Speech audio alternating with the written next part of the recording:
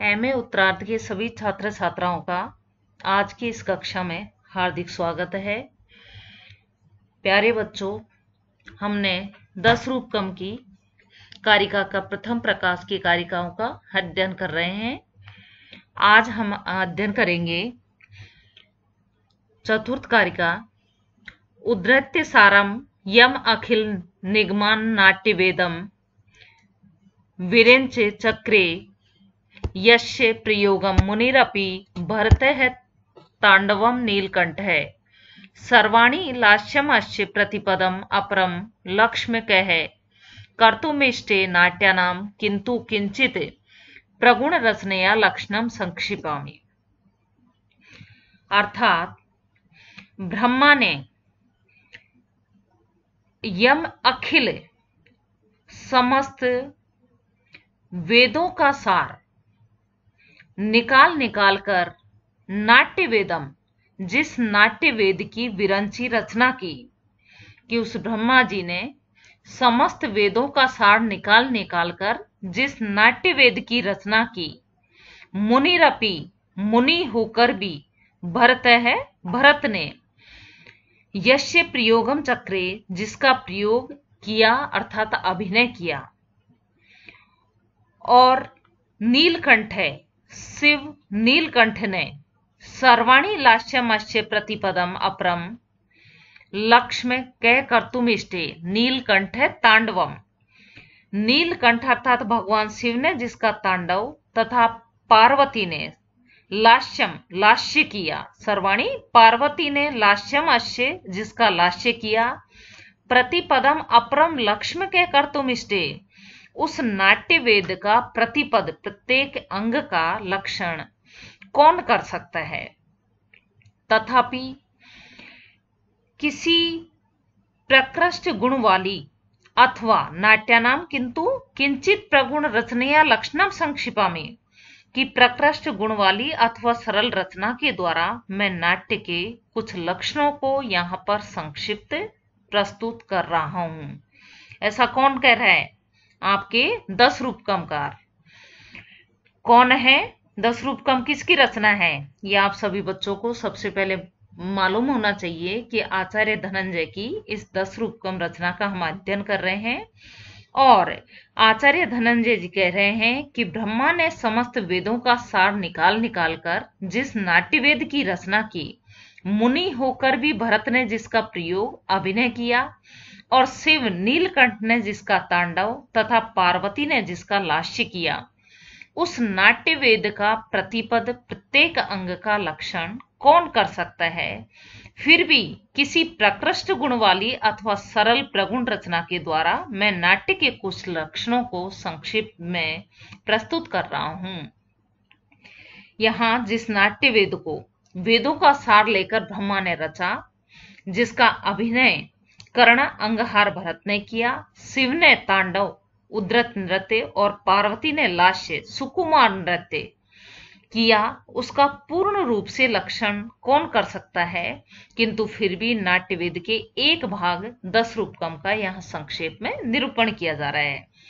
प्यारे बच्चों, यहाँ पर आपको टिप्पणी देनी है। जैसे ही एग्जाम में आप कारिका का व्याख्या करोगे कारिका की, तो उसके साथ साथ टिप्पणी अति महत्वपूर्ण है। उसके बिना आपका ये व्याख्या अधूरी रहती है। यहाँ सबसे पहले है कि जहां नाट्य वेद की रचना के विषय में प्रचलित भारतीय परंपरा की ओर संकेत किया गया है, नंबर 1, और भारत के नाट्य शास्त्र के प्रथम अध्याय में नाट्य की उत्पत्ति तथा अभिनय आदि के प्रवर्तन की कहानी कही गई है। सेकंड है कर्ण और अंगहार, हाथ पैर इत्यादि को व्यवस्थित करने का क्रम ही कर्ण कहलाता है, और कलात्मक ढंग से अंगों का विक्षेप ही अहंकार है।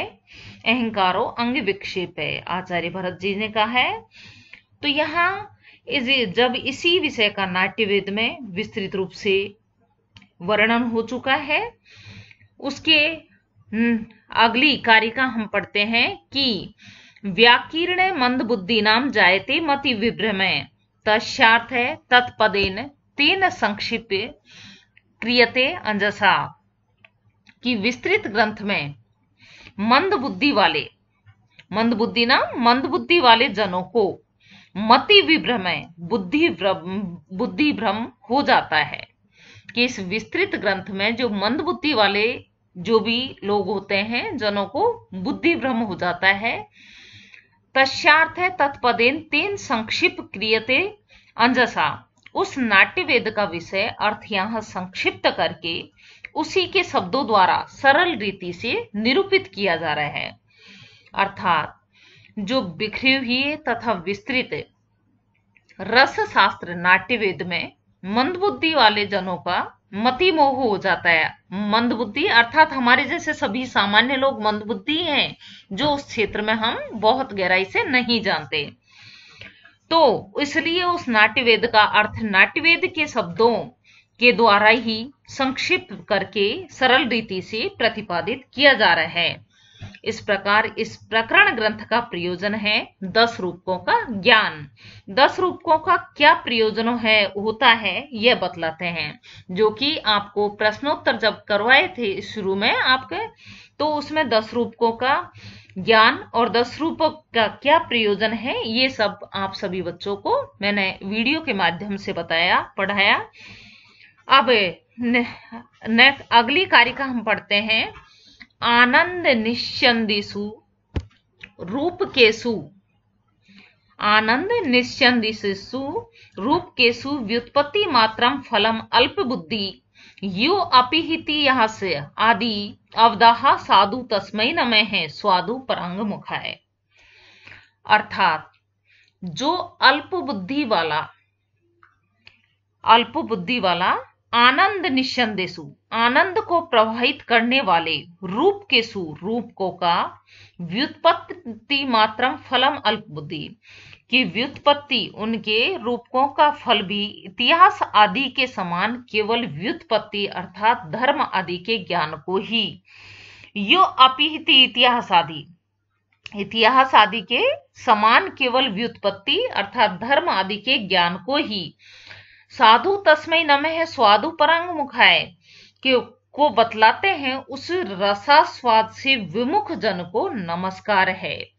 यहाँ क्या कहा गया है बच्चों, अच्छे से ध्यान से सुनो कि आनंद निश्चंदिसु रूप केसु व्युत्पत्ति मात्रम फलम अल्प बुद्धि, अर्थात जो अल्प बुद्धि वाला और आनंद निश्चंदिसु जो आनंद को प्रवाहित करने वाले रूपकों का जो क्या है केवल फल है, वह फल भी इतिहास आदि के समान केवल व्युत्पत्ति अर्थात धर्म आदि का ज्ञान को ही बतलाता है।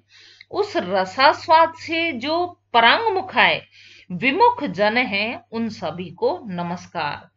यहाँ सत काव्य का सेवन, रचना तथा अनुशीलन, धर्म अर्थ काम मोक्ष के विषय का ज्ञान तथा कलाओं में प्रवीणता, कीर्ति एवं पाठक के हृदय में प्रीति को उत्पन्न करना, प्रीति अर्थात प्रेम को उत्पन्न करना उस ग्रंथ के प्रति। इस प्रकार कहते हुए कुछ आचार्यों जैसे भामह काव्यालंकार ने त्रिवर्ग धर्म अर्थ काम आदि के ज्ञान को ही काव्य का प्रयोजन माना है। उसका निराकरण करके आचार्य धनंजय जी ने यह दिखलाया है कि सहृदयों की अपनी अनुभूति का विषय स्वयं वेद्य जो परम आनंद स्वरूप रसास्वादन है वह 10 रूपकों का प्रयोजन है। इतिहास आदि के समान त्रिवर्ग आदि के ज्ञान ही इनका प्रयोजन नहीं है। रसास्वाद से विमुख जन को नमस्कार है। ये कहना यहाँ पर कथन जो है वो उपालंब के लिए है, एक तरह से उनको उपालंब दिया है। और अब टिप्पणी यहाँ कि प्राचीन काल से नंबर 1 टिप्पणी, प्राचीन काल से ही आचार्यों ने काव्य तथा रूपकों के प्रयोजन पर विचार किया है। इस विषय में आचार्यों के विविध दृष्टिकोण है। यहाँ भामह के मत का निराकरण किया गया है। धनंजय के मत में रूपकों का मुख्य प्रयोजन है परम आनंद की अनुभूति कराना, किंतु त्रिवर्ग आदि का ज्ञान कराना काव्य रूपक का गौण प्रयोजन ही है। एक तो मुख्य प्रयोजन होता है गौण प्रयोजन, तो त्रिवर्ग का ज्ञान कराना तो गौण प्रयोजन है और परम आनंद की अनुभूति कराना इनका मुख्य प्रयोजन है। व्युत्पत्ति मात्र में प्रयुक्त मात्र पद से यह तथ्य स्पष्ट हो रहा है। दूसरी ओर भामह के अनुसार धर्म आदि का ज्ञान कराना काव्य या रूपक का मुख्य प्रयोजन है। साथ ही प्रीति भी काव्य का प्रयोजन ही है।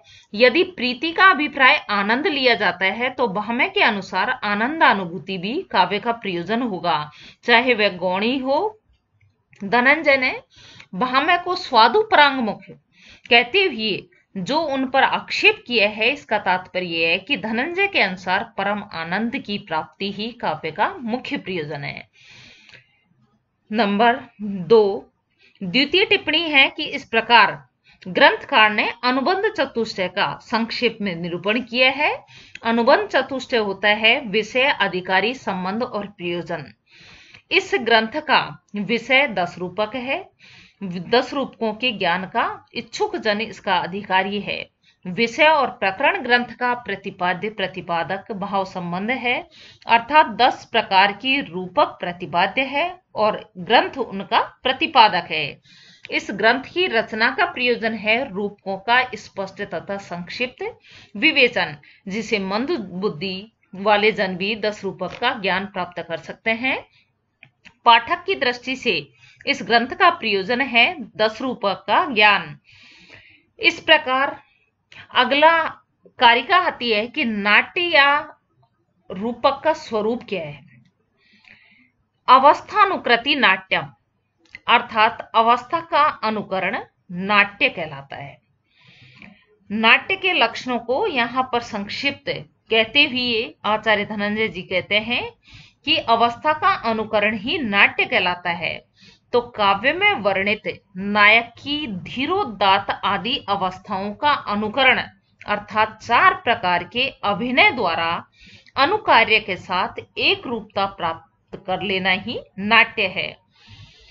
यहाँ टिप्पणी में बच्चों आपको देना है कि नट का भाव या कर्म नाट्य कहलाता है। नंबर 1 टिप्पणी, नट का भाव या कर्म नाट्य कहलाता है।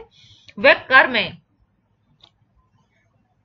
नायक की उदात्त आदि अवस्थाओं का अनुकरण तथा अभिनय कौशल के द्वारा नट का अनुकार्य राम आदि के साथ तादात्म्य में नट में यह राम इस प्रकार का एक रूपता प्राप्त करना है। जो काव्य अभिनय के योग्य अभिनय होता है वह भी नाट्य या रूपक कहलाता है। अभिनय कितने प्रकार का होता है ये सभी आप बच्चों को और नायक नायिका के जब हम भेद पढ़ेंगे तब आपको अच्छे से समझ आ जाएगा कि अभिनय कितने प्रकार का होता है। 4 प्रकार का, आंगिक, वाचिक, आहार्य और सात्विक। अब यहाँ पर अलग अलग कि आंगिक क्या होता है कि भुजा आदि अंगों का द्वारा जो अभिनय होता है वो आंगिक कहलाता है। वचन के द्वारा किया जाने वाला अभिनय वाचिक और इसे पाठ्य भी कहते हैं। आहार्य अर्थात ग्राह्य नाट्य के योग्य अलंकार आदि धारण करना, वेश रचना आदि के द्वारा जो अभिनय किया जाता है वह आहार्य कहलाता है। दूसरे के सुख दुख की भावना से भावित अंतःकरण को सत्व कहते हैं और सत्व से निष्पन्न होने वाले भाव सात्विक कहे जाते हैं। उन स्तंभ स्वेद आदि सात्विक भावों के द्वारा किया गया अभिनय सात्विक कहलाता है। तो आप सभी बच्चों ने इसको टिप्पणी के माध्यम से आपको बताना है कि अवस्था का अनुकरण नाट्य कहलाता है और उस नाट्य में टिप्पणी क्या क्या देनी है। अभिनय कितने प्रकार का होता है, आंगिक, वाचिक, आहार्य और सात्विक 4 प्रकार का।